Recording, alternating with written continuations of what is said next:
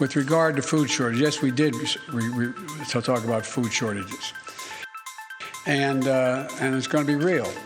The price of these sanctions is not just imposed upon Russia. It's imposed upon an awful lot of countries as well, including European countries and our country as well. Food shortages, Biden said, quote, they're going to be real. Once again, in case you missed it, to repeat, food shortages. Not in Sudan, in Cincinnati, in Reno, in Spokane, in Norfolk, and of course in our big cities too, where not a single person who was born here has any idea what a food shortage is. Our problem has always been having too much food. Now we won't have enough. We know that because the President of the United States just told us that on camera. Dalam Tucker Carlson Tonight, Tucker bercerita tentang Joe Biden yang mengungkap bahwa Amerika Serikat berpotensi akan mengalami kekurangan bahan makanan. What is this going to mean? How do food shortages affect a country? Well, if you're interested, go online and read about it. All of recorded history will answer your question. A food shortage is not like deciding to skip dessert. It's not a diet. It's not voluntary. A food shortage is different. It's scary. Food shortages topple governments. They turn moderates into revolutionaries. A food shortage is a big deal. You don't want one. Untuk diketahui, saat ini Amerika Serikat adalah produsen pertanian nomor 1 di dunia. Jika produsen pertanian nomor 1 di dunia saja berpotensi mengalami kekurangan pangan, bagaimana dengan nasib negeri Indonesia?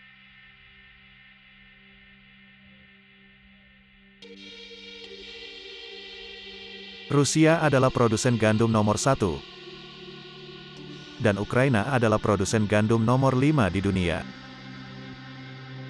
Bisa jadi salah satu dampak akibat perang Rusia-Ukraina ini, sebelum akhir tahun, Indonesia pun akan mengalami kekurangan pangan, terutama gandum, mie, dan roti. Solusinya adalah, jika Indonesia giat melakukan anabolic diet versi advance, maka kebutuhan akan gandum akan menurun drastis. Selain tentunya bangsa ini akan memiliki kualitas hidup yang lebih sehat.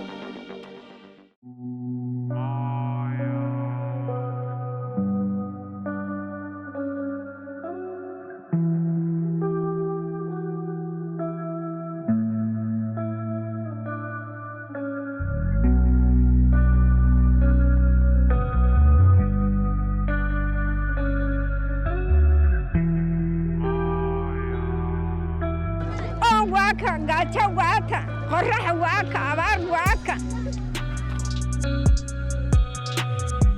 Ini adalah fenomena kelaparan yang terjadi di Ethiopia.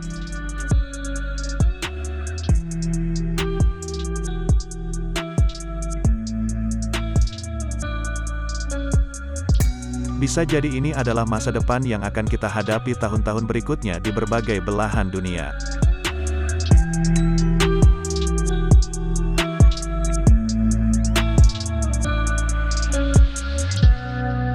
badan waa usoo joogtaan u malay haye faqaaro badan waan usoo joog haye abaartan oo kale weli ma dardari weli ma ana dardari wax un baa dadku u hadhayay oo lagu noolaan hadda wax la qaadqaadan leeyahay.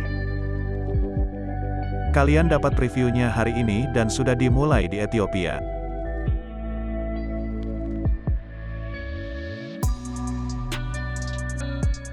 Dan menurut Alfonsus, hal ini juga sudah mulai terjadi di negeri China, khususnya di wilayah pedalaman.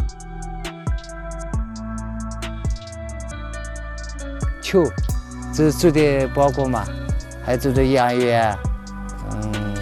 其他什么东西都没有。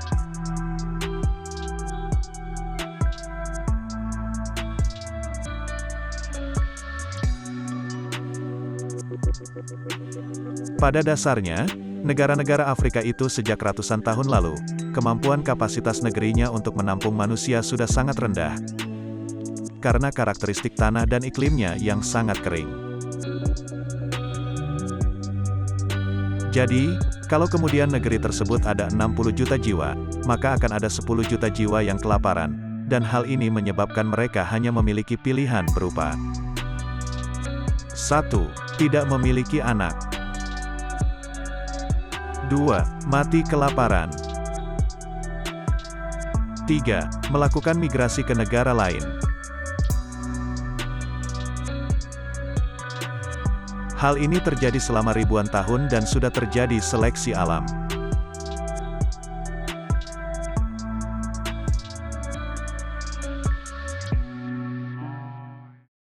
Sebenarnya dalam 40 tahun terakhir, adalah era kemasan kemanusiaan, karena kekurangan makanan dapat diatasi lewat global trade. Namun, era globalisasi ini sudah berakhir sejak 3 tahun lalu, dan tren gejala seleksi alam ini terlihat sejak 12 tahun lalu. أنا حوالي كل ورايا يعني هدي اللي هو عرضته في العام بس عيال في المنطقة الآن باخذهم يفتح بحر. Fenomena kelaparan kembali muncul, akibat pertumbuhan jumlah penduduk yang membuat daya tampung suatu negeri dianggap tidak dapat memenuhi kebutuhan pangan penduduknya. Dampaknya adalah seleksi alam perlahan mulai terjadi lagi. Indonesia, secara pangan, ada pada posisi kekurangan yang moderat, yaitu kekurangan antara 20–30%. About 15% of the world's calories come from wheat. About a third of that wheat comes from Russia, Ukraine. Russia has banned export of wheat. The wheat spring planting season is like now, and there's not a lot of planting going on. The current wheat supply in Russia, Ukraine blocked up and cannot make its way to countries like Africa. The whole planet Earth operates on a 90-day food supply. Once we stop making food, humans run out of food in 90 days. And that's not just linearly across all nations. What happens is the most vulnerable nations lose their food supply first, and the richer nations buy that food supply to secure their population. And we already have about 800 million people on Earth that are subsisting on below 1,200 calories a day. So this very quickly tips the bucket in a significant way in a number of countries that's going to be really awful. And that's just on the wheat supply and wheat planting problem. Right now, we're reducing food supplies around the world. There's strategic reserves that are getting opened up and being released. It is going to be a humanitarian disaster within a year. And we will see hundreds of millions of people go starving. Tadi adalah kalkulasi mengenai gandum dan mengapa 1 miliar manusia akan kelaparan. Tapi ini baru nomor 1. Ada nomor 2, yaitu Ukraina adalah penghasil 50% dari minyak sunflower. Total produksi dunia, 22 juta ton sunflower, dan akibat perang Rusia-Ukraina, maka suplai dari Ukraina untuk dunia ini jadi hilang. Yang juga akan membuat dunia kelaparan adalah Rusia dan Belarus, yang mengontrol 40% kebutuhan pupuk fosfat di dunia. Akibatnya, seluruh dunia kekurangan pupuk fosfat. Sementara pupuk yang dibuat dari bahan amonia juga sudah sangat mahal di pasar dunia. Hal ini disebabkan pupuk amonia dibuat dari bahan yang bergantung pada produksi natural gas. Sedangkan harga natural gas di dunia sudah naik melonjak 5 kali lipat.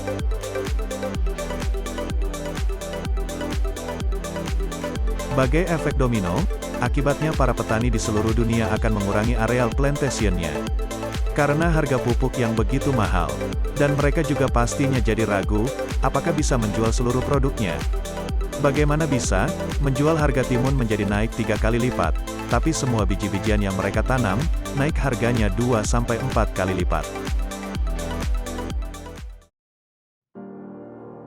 Sebagai tindakan preventif kelangkaan bahan pangan, beberapa negara memiliki kebijakan tersendiri, ada yang terkesan ekstrim, dan bahkan konyol.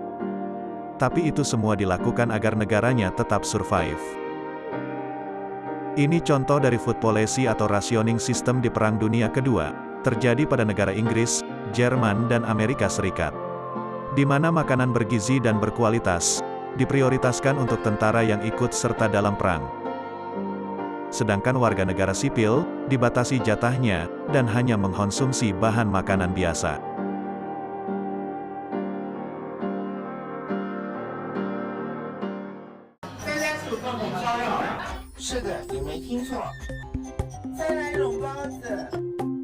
Ada juga, pelarangan budaya makan berlebihan, seperti membuat video-video mukbang di China.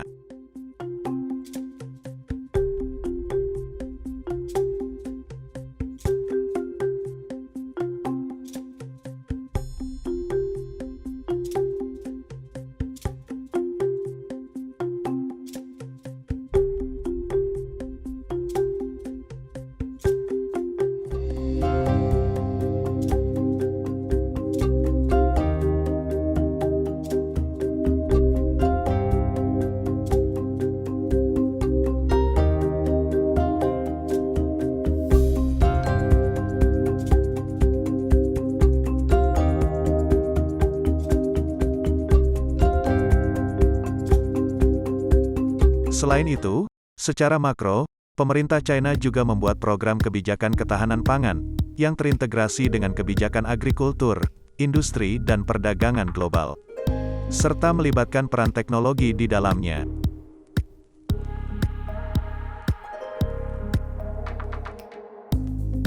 Video-video tersebut adalah sebagai contoh bahwa di negara lain sudah ada kebijakan pangan sebagai tindakan preventif pemerintahnya.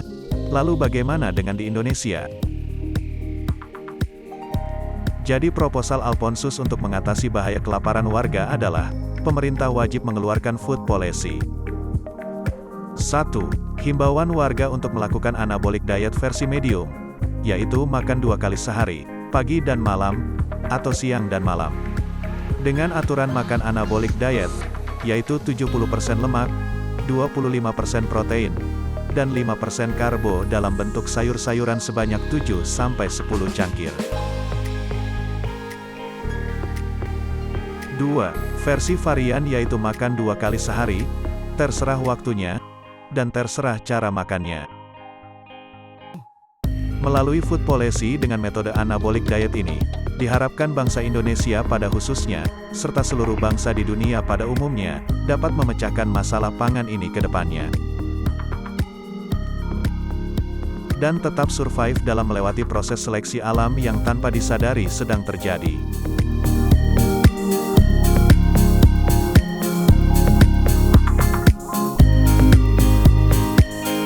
Salam sehat dari Alfonsus.